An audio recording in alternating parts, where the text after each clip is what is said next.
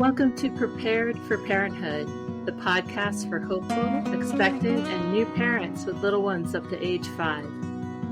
I'm your host, Dr. Stephanie Duger, a psychotherapist, author, educator, parent coach, and married mother of 2. On this show, we'll discuss everything from the most up-to-date practicals of best supporting your young children, to thriving in relationship as a family, to more surprising topics around the psychology and development of babies from conception through age 5. So sit back, relax, and enjoy. I'm thrilled to have you here today.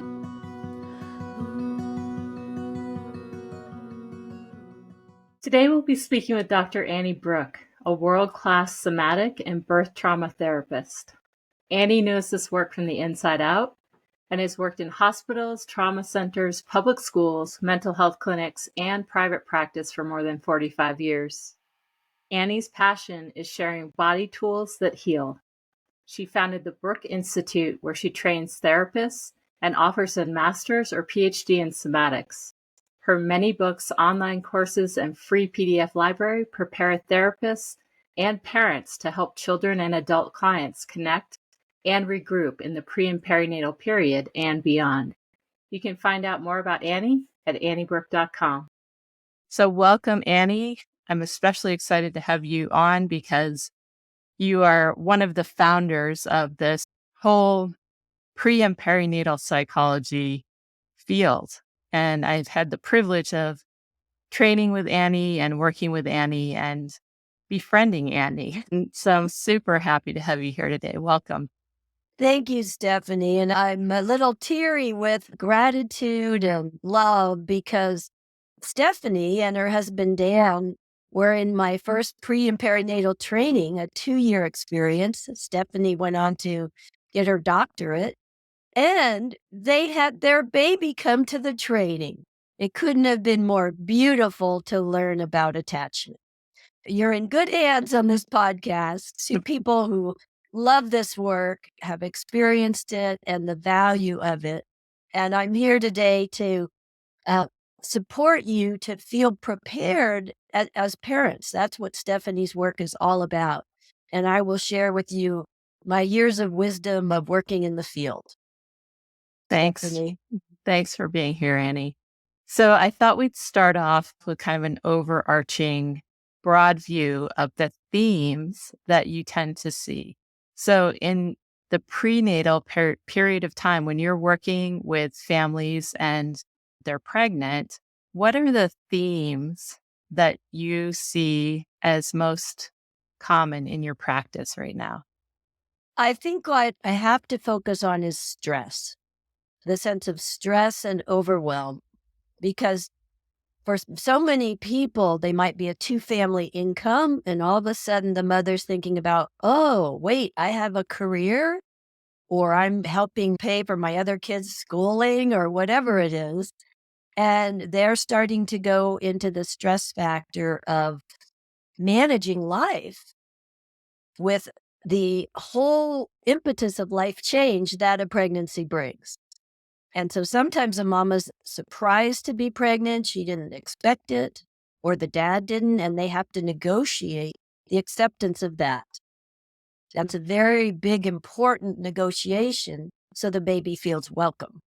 Mm-hmm. And that the mother doesn't have to be perfect. Yeah. And I'm curious too, in this day and age when so many people are on screens, and we know that screens create so much stress. They're a way of connecting with the world and learning about the world. And they also bring, I think, added stress into a system. Are you noticing any changes in your work in terms of people being more plugged in to the world? Yes, oftentimes that plugged in interrupts the quality time with self. And a mom can go on the research kick to try to make sure she learns everything ahead of time to be the perfect mother and get absolutely overwhelmed and get plugged in so she's not actually attending to the changes in her body and her psyche and her quiet downtime for these pregnant mamas, I say, can you sit on the couch and have a cup of tea? Can you tune in to your little baby and say, hello, welcome. We just started a life together. Oh my gosh. And allow the it's an organic change to becoming a mother. It's a rites of passage. And that is not so helped by being plugged in. So if mamas are used to being plugged in, you might feel a little abandoned without the screen. But how can you turn your attention to a beautiful plant in your house, or to the smell of your tea, or put your hand on your belly and your heart and just lean against your couch and look out the window and go, oh, wow, here I am. Because we want to say, first off, congratulations, mama, that it's a beautiful gift to bring a child into the world. It's absolutely life-changing, and you have an impact.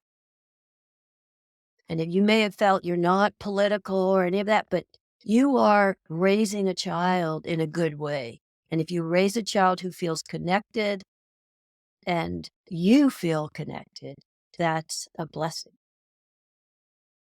Yeah, that's beautifully said. And for all those pregnant mamas out there, at what point do you feel like those moms should be starting to connect with their Mm. little ones? Because I know a Well, lot of people are hesitant until they get, say, past 13 weeks. They're concerned that perhaps the pregnancy might not work out.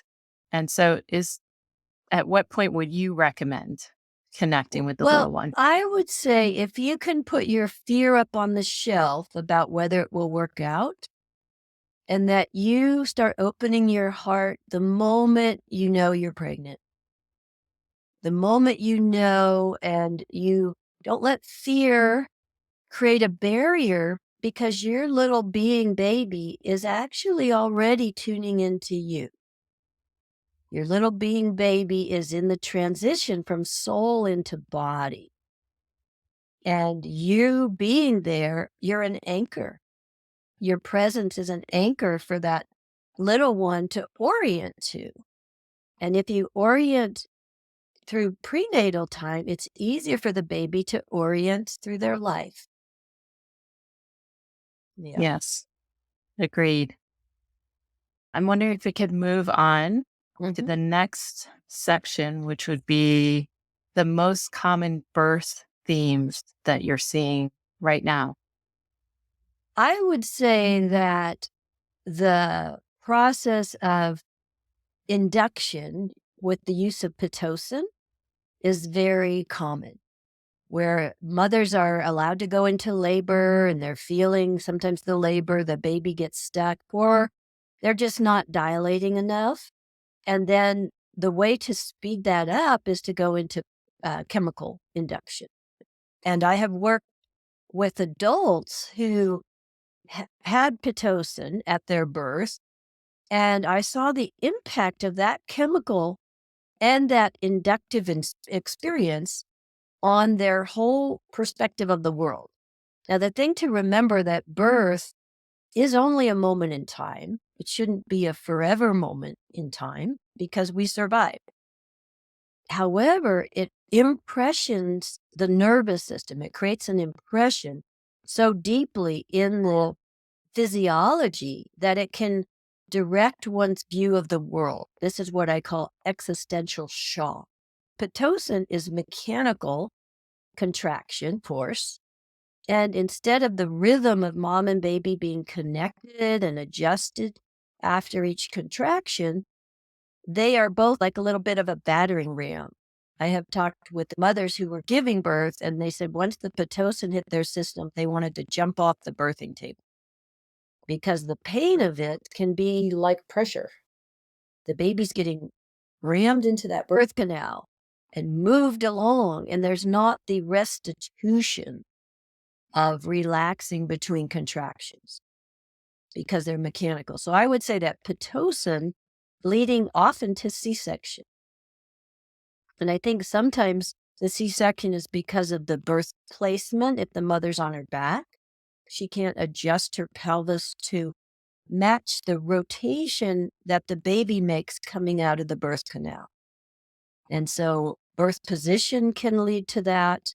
And then the C-section creates a whole other imprint for the baby and the mother, because the mother doesn't finish her birth push, all that potency, and the baby doesn't get used to mom's power and working together and having this big pressure, frustration maybe, and then relief and connection. That's what we want. Birth is not meant to be easy, but ideally, going through the birth canal, getting squeezed and feeling their own body as a baby, whereas a C-section is so sudden. Thank goodness it saves lives. We're not going to argue with that. But then you want to do some recovery post-birth, because C-section is a pressure change for the baby. They have someone who's not their mother trying to pull them away from their mother. So often there's a bracing in the tissue. And children, I work with a lot of children, often are controlling if they've had a C-section. They can control and then also collapse and wait to be rescued. It's a very frustrating dynamic for a parent, because they're not, where did this come from? What's going on? And that's why Stephanie does the work she does, and I do also, is to help a child put that story to rest, so it's no longer driving their behavioral choices. And when mothers realize that, they can actually physically get support to finish that birth push, because then they get the power to hold sometimes the structure a child needs without getting caught in the control power struggle. Because a C-section is by nature a power struggle. The baby's trying to stay with mama and it's being pulled out. And then there's temperature and bright lights. And often the mother needs recovery surgery after the birth. And so the baby is not resting on the mama's chest, right up against her heart. So I would say Pitocin to C-section is a pretty common birth theme that I would really encourage parents to unravel with professional help. Because if you take the time to do that, your life will be so much easier. Yeah, so much is happening in that birth arena that parents can't really control.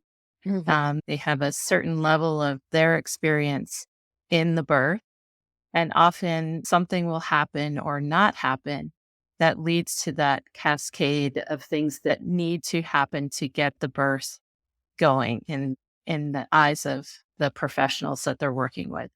And so how do we help parents with that experience of feeling like they didn't do the birth right, or Oh gosh, they that's feel so. badly about it? Yeah, I was recently working with a mama who had to make the choice that her baby had to be flight to life to a hospital and is doing fine now. But the whole choice of all that, I had to help the mother because she could see the stress and she felt it, and she felt all the emotions of this isn't going the way I wanted it to go. And I had to help her actually take leadership, to actually lean into herself, that she made the best choices at that time to save the baby's life. And that's often, by the time it gets to a C-section, that's the condition. And I worked with another mama who had vaginal births, and then the placenta was in the way, and she had to have a C-section. But she was feeling guilty. And finally, when I said, your baby would have died, then she was like, oh, because as soon as she could claim that she chose that C-section, rather than it was pushed on her, and now sometimes it is, don't get me wrong, but if a mother can wrap her brain and heart around, my baby's alive, this is what happened, and here we are.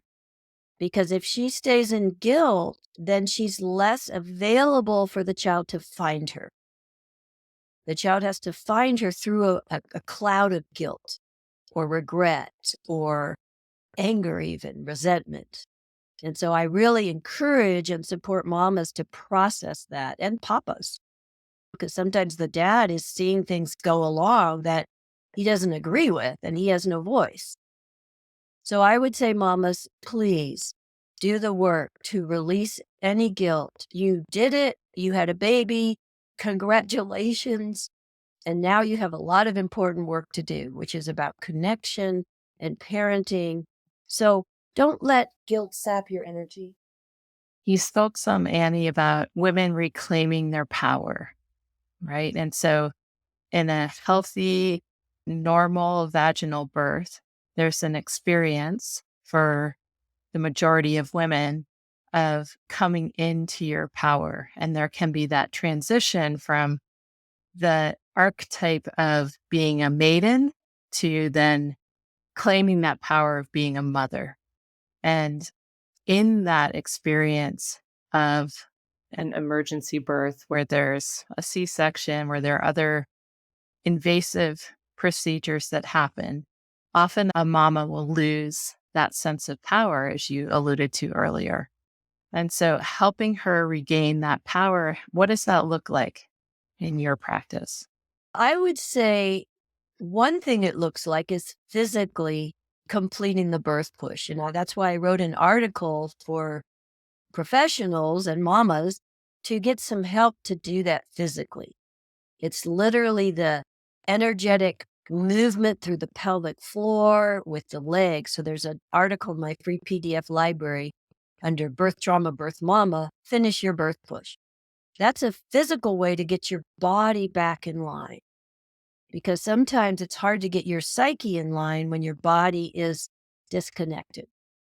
And then do the grief ritual or the anger ritual or the discharge of all that stuff so that it's no longer, it's tragic that women feel disempowered. And I've been in this field a long time and seen clinics in Europe where the Ostend Clinic, Michel Audant and his way of helping mamas take their time and have their support in insurance-based birth and medical systems. It's a conflict of interest often.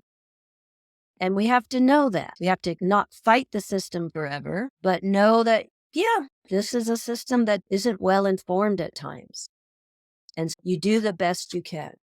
So part of being a mom is forgiving yourself. And if you need to process all that rage or anger or whatever, and the problem, Stephanie, is it could go back to the mama's own birth. She might have got interrupted during giving birth, and there's an echo of her own infant self who had the same thing happen. And because we've had this for generations now, it's really a disempowerment in a certain way of the feminine. We don't have the instinctual facing life or death that happened prior to medical help.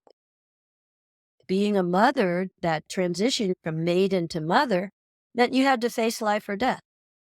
Maybe your baby died. Maybe your baby lived. Maybe the mother died. Cultures that pre-medical hospital knew that. And now we are protected from that. It's rare. It does happen, but it's rare now that a mother dies or a baby dies. And that's the trade-off. And with that trade-off is the acceptance of whatever happened.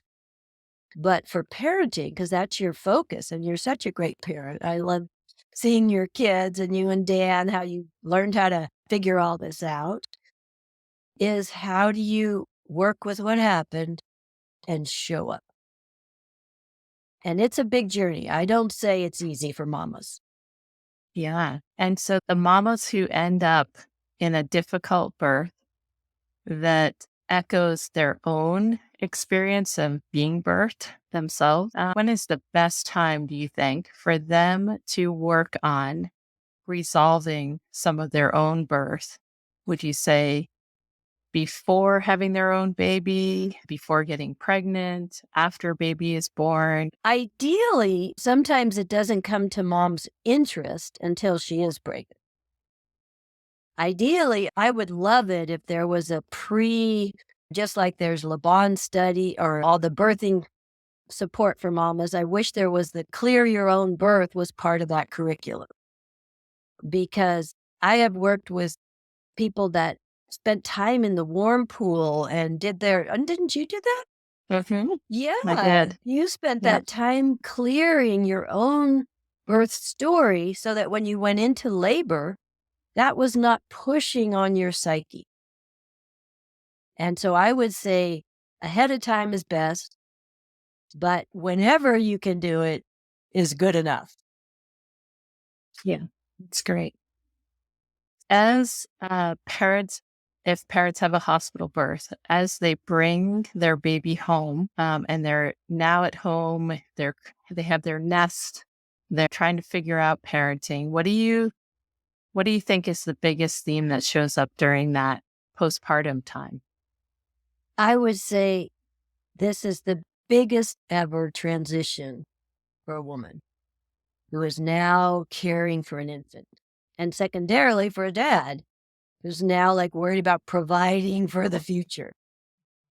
And I would say that transition in sleep, in rhythm of day to day, what you do with your time, with the unending needs of an infant is a big change. And hopefully, if there's breastfeeding, there's some good oxytocin supporting the love bond. And if the birth was ideally not interrupted with chemicals and invasive things, there is the oxytocin during the birth that also prepares a mama hormonally to be in love with this incessant need for care.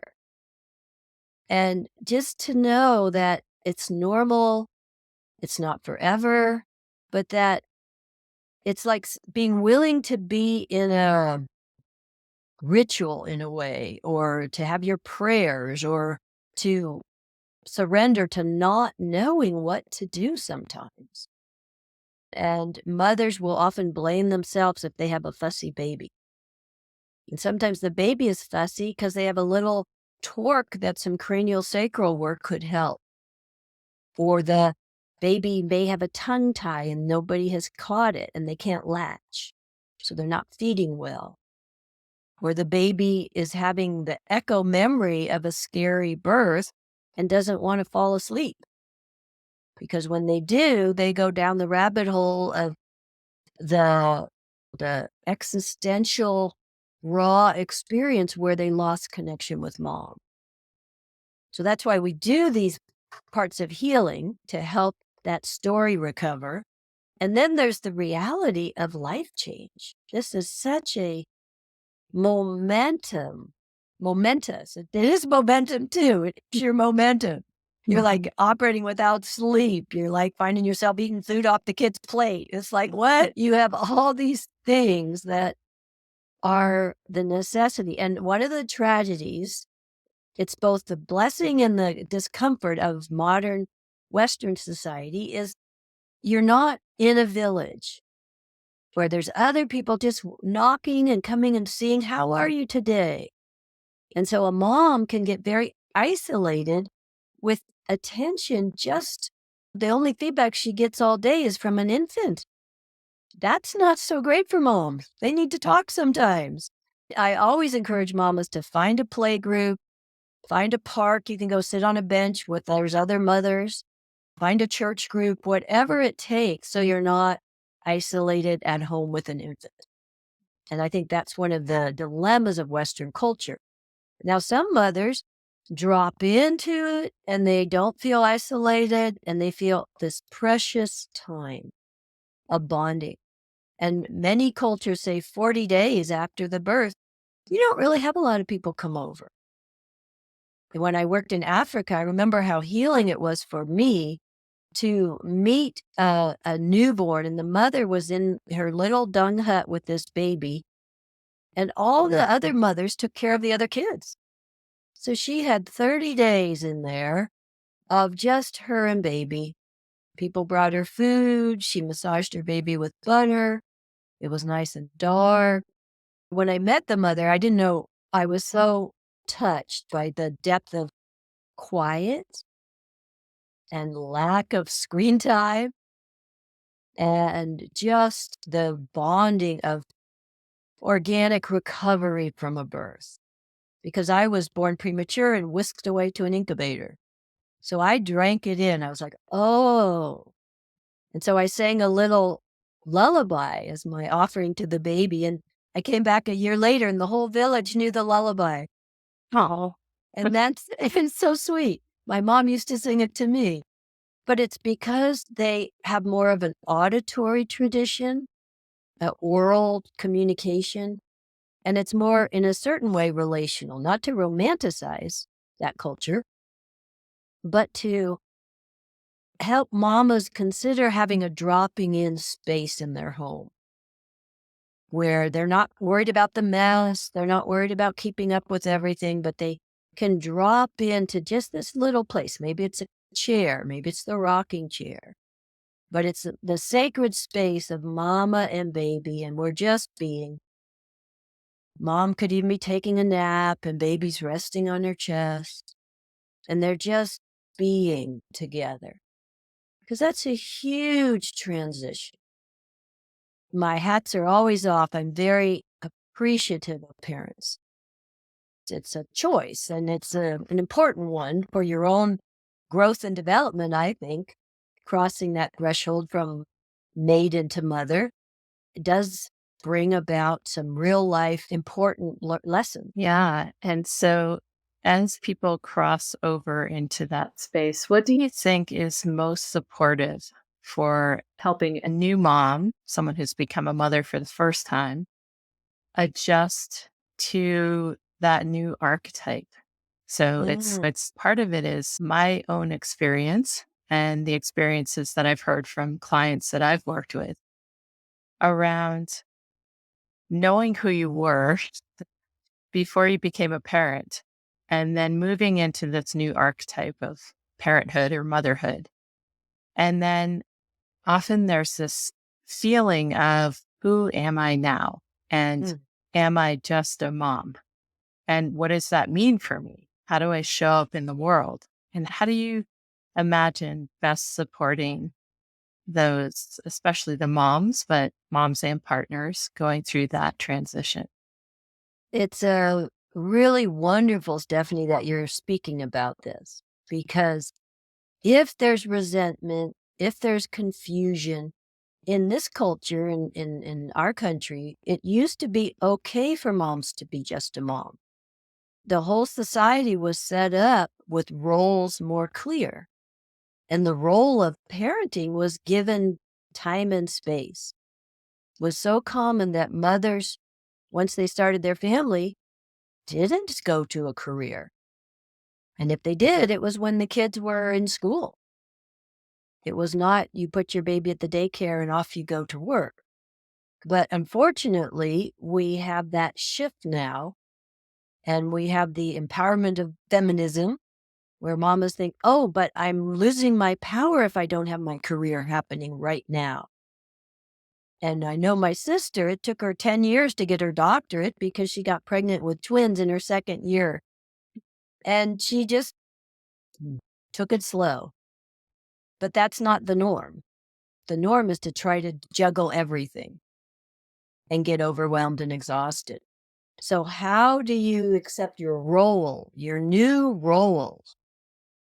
And it's almost like you have to both imagine the archetype, you have to see it out there in the world, and you have to create it. And you create it through the day-to-day self-talk.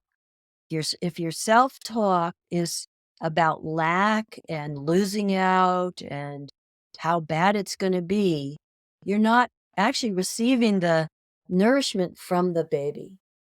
You're not in relationship with the fullness of your capacity, with the understanding that time exists and it all doesn't have to happen right now. And for mothers who really need more stimulation than just an infant, it's very important to have those mothers groups And I would say wear your baby on a sling, the little cloth sling that keeps the baby curled in as much as possible. So you're not having to focus on the baby like this.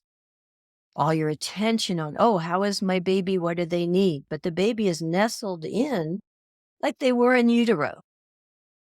Because in utero, you've had some time for yourself. And it's important to remember you can still do that.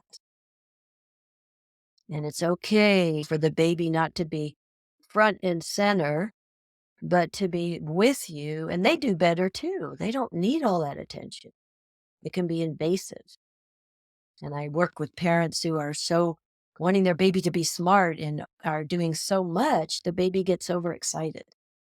I'm curious about, obviously, there are a lot of dual income families where both parents have to work, and there is a short period of time in which the birth parent is allowed time off from work before they need to Mhm. return. And there are also a lot of single parents, single moms with their first baby who need to work. Yeah. And so, how do we best support those people who they're already probably feeling torn about returning to work Mhm. and most likely returning home and feeling overwhelmed, tired, Yeah. haven't had enough time to connect with baby? How do we Mhm. best support those individuals and those families? One, I wish there was a lot more resource so moms could stay home longer. But given the circumstances, the first thing is to not add to the stress by thinking you should be doing it differently. Like, okay, if you have your daycare and your work and this is your structure, then to please not fight your own structure. And that means, in a way, surrendering without giving up. Surrendering that moment where you leave your baby at the daycare. And how do you, in a way, give yourself what we call a transitional object in therapy that you take with you, and maybe you tuck in into your bra or your shirt or something that keeps baby with your heart throughout the day. And it might be just symbolic. It might be even a little something of your baby's smell, a little cloth you rub on their head, and nobody has to know. You just tuck that right in, and you're, oh, my baby. I'm working, but I haven't forgotten about my baby. Because the tendency is to compartmentalize. And if you can instead include the reality of life, then your transitions will be easier. You won't have lost your baby and forgotten about them and done your work. And now, oh, yeah, baby, here we are. But you've got your baby's smell with you. You've got the memory of them. And then you can feel not just the overwhelm of all the stuff you have to manage, but let yourself know it's a moment in time, that this time will go by so fast. And that for some mothers, it's really about allowing a messy house. It's about prioritizing what's most important. And I would say your baby's smell and your baby against your body while you're doing things is the best reassurance you can give them that your love stays with them even if you're at work. Yeah, that's beautifully said. I love that image of rubbing something on the baby's head and tucking it in with you. I remember the first time that my husband Dan and I went out and didn't bring our first child with us, and she was an infant. And we had dear friends come over and stay with her while we went out for a dinner and talked about the baby the whole time. But I was concerned that she would be upset without me there. And so I left a bathrobe that I'd worn a lot and hadn't washed with her in it with the couple who stayed with the baby.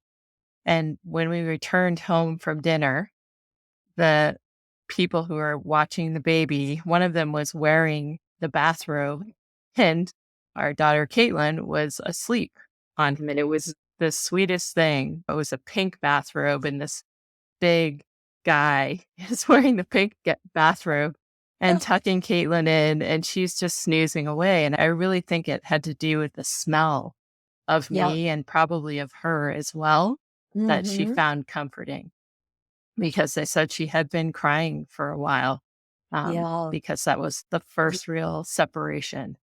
Mhm. So, yeah, I love that idea of bringing the smell with you. Yeah. We forget that's our most primitive orienting perception. And it's simple to make it happen. Hats off to all the single mamas and the working mothers. And please don't take anything we're saying as you're doing it wrong, but do build in the support so that you can stay connected to yourself as a mother, not just a worker, not just a career woman, but you're bridging the incredible capacity that mamas have to create a new world. And do get help as much as you can. Yeah. And I want to speak to we live in the Boulder, Colorado area, which, as many places in the world are, is pretty driven, masculine. There's a lot of high quality, high caliber athletes and workers and people who are just pushing a lot. And so sometimes the parents that I see who come in for support are caught up in that experience of pushing hard. And it's really a struggle often for them to come in to get help. And so, what would you say to people who are living in an environment like that, or people who are living in an environment where there's a lot of judgment? You should be doing this, or you should not be doing this. And there's so much information out there about what is right and what is not right in the parenting world. And so I'm Yes. just curious your take on that. In a way, I would say read less parenting books, spend more time with your baby, just observing them, just walking around with them, just walking outside with them if they won't settle, trying to be in that relational time. And for that striving of self, there's a little simple tool I use called the satisfaction cycle. And those are actions a baby learns in order to get their needs met. And it's how do you orient to satisfaction? And the very beginning of it is you don't push without yield underneath. And yield means I'm not trying to do it all myself. I'm resting into the support of the earth. I'm yielding with the reality of maybe I need to take a few things off my plate. Oh, maybe I have to be different than the culture I'm in for a while. Maybe I have to treat mama baby time as something sacred. And that is actually my gift back to society. Because if you create a healthy bond with children, they will grow up more secure, more able to manage stress, and you will have been gifting society. What more could you offer as a person than to help the next generation? And so I say to that ambition that you might need to shrink it all and put it up on your bookshelf and just say, I don't forget you. I'll be back, but I'll be back at the right time. And right now, the right time is front and center. I'm a mother. Or front and center, we're a family. We're a new family. And be ready to make a lot of changes in your rhythm, in what you think's important, in what you spend your time doing. And the biggest one is, whoa, slow. And for athletes, that's a little tricky. What? Go slow? Yeah. Step off the racetrack and get on the walking path. Really key. And I would say, do seek professional help, because if you can't figure it out yourself and you're getting more exhausted, you're actually making your life harder. One of the things I always check with families, Stephanie, is the house breathing. when everybody's at home in the house, is it breathing or is it so tense? Because that tension will be palpable. And if that stress is just amplified within the four walls of home, the baby's going to feel it and they won't settle as well. So are you breathing? Is the house breathing? Can you shrink all that stuff and put it on your bookshelf for later? And get some tools and skills and a place to talk it through. Because sometimes nobody really wants to listen. They don't understand. And that's why I love what you do, Stephanie, is you're about the dialogue. Didn't you and Dan have all these talks about parenting? We did. We had a lot of talks and we wished that we had more, which was why I wrote this book, Preparing for Parenthood, 55 Essential Conversations for Couples Becoming Families. So it's actually having some of those really in-depth conversations prior so that when you're in the stress of especially early parenthood, you're not trying to have these deep discussions while you're sleep deprived, or maybe you have mastitis, or you're healing from a C-section, or whatever it is. You already have a lot of the groundwork. And so I agree. I think those conversations are so critical. The slowing down is so critical. The breathing is so critical. And I feel like in our fast paced world, sometimes those can get neglected. Like we just focus on the business of living, right? Like we're just in survival mode. And I think most, if not all, new parents want to be in thrive mode, not survival mode. That is the key. Learning to thrive as a new family is so important, or as a new mama. And sometimes that whole striving is an echo of the previous generation. It's an echo of the mothers not going through that feminist, or 2 generations prior even, that feminist era of the ambition to get out of the home. And that took some effort. That took a real change in culture and society. But I've been helping adults, some adults who were dropped off at daycare at 6 weeks. And then they don't know how to connect with their baby. And that's why you might need some help. You just might not know how to orient to that young, raw time that will be looking to you for reassurance. And so I say, do get help. Don't suffer through it and just think, oh, okay, I've got all. That's why I wrote Birth's Hidden Legacy, is that there are tools and methods that really can shift the brain, your own physiology and your heart and your perception to what's important. So I'm so glad, Stephanie, to be in this discussion with you and for the work you do in the world. And if we can continue to inform about possibilities besides Likewise. just mainstream. Yeah. Yeah, likewise, Annie. I feel like you're such a treasure trove of wisdom and lived experience on so many different realms. But the pre and perinatal realms are so fascinating. And just as we're coming to a close, I'm wondering if you could just share. I know you have a long story, but share an abbreviated Cliff Notes version of how you ended up getting into this work, because it's very specialized. I don't know if I would say fortunate, but in my early 20s, I had quite some trauma. I had been living in Maine and I had built a log cabin with my partner, and I thought this was my life. I'm going to be a stoneware potter, and here we are. And basically, the house burned down. My partner had started drinking. I just was in shock. And somehow I found the resource to go to California and study meditation, because I was in the worry about what to do with my life, how to keep going.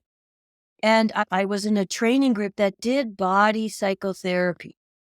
And I wouldn't have found that where I lived. I had to move across the country to the cutting edge environment. And what I did was I read Chilton Pierce's book, The Magical Child, because it was recommended in this training. And that book, I had a tantrum about my own beginning, which I hadn't really paid any attention to. But I had the felt sense of the incubator, being angry at being separated from my mom. And that started me realizing that, oh, these impressions are deep in our psyche and soma. And so it put me on the path of discovery. And then I became a body-centered therapist. Years later, I'm in Boulder. I'm the director of body psychotherapy in Europa. And one of my clients says, oh, I have shock in my system. I'm doing birth sessions. I was like, what is that? And that got me interested. I went to do my own work and I realized, oh my gosh, there's a whole body of work way deep about early attachment from the perspective of pre and perinatal. And that includes what happens to the self during birth, prenatally. And I realized I was premature because my mom smoked. And as I was working with the work in my 40s, I could smell nicotine coming out of my system. It sounds incredibly weird, but it is so true. And so I studied the history of the field because Otto Rank was at the time of Freud. And so this is not some woo-woo stuff. It's way back in the 30s. He said birth has the biggest impression he found with all his clients. And so what I want to say is, for me, it has brought so much resolution. I was a temper tantrum kid. I was a high achiever. I had to be perfect so they wouldn't put me back in the incubator. I resolved all this and I'm really happy. And that's what I want for people. I want you to be happy and have a good enough life. Okay. And that's why I do the work I do. And I love seeing the changes for the children. It's very heartwarming to be able to just help something resolve, and that birth is not a forever trauma. It's an experience. But you do want to reclaim any lost parts of self that got left behind. That's I hope I beautiful. answered your question. Yeah, I love that. Love that, Annie. Thank you so much for joining us here today. It's always such an honor to just be in space with you, even if it's virtually. Yeah. And I hope that our listeners just gather so much of that juicy wisdom that you pass on. So thank you for being here. You're so welcome, honey. And thank you for creating a podcast so people can get informed and get a chance. And I would like to say to everybody on the call, just taking a moment of appreciation for yourself, for your being even willing to tune in, to have that curiosity, and that you walk away with possibility rather than criticism of yourself. You've done the best you can. Life is happening and there's resources to help, and that you can feel the love of who you are. Beautiful. Thank you, Annie. Yeah, thanks, honey. Take care. Okay. Bye-bye. Thank you so much for listening to the Prepared for Parenthood podcast today. I hope you found this episode educational, informational, and conversational, and that you'll join me again for another episode soon. If you enjoyed listening to today's podcast, I'd very much appreciate if you would rate, review, and subscribe. If you're interested in more information related to today's podcast, or are looking for parent coaching or courses, you can find my information in the show notes or online at preparedforparenthood.com.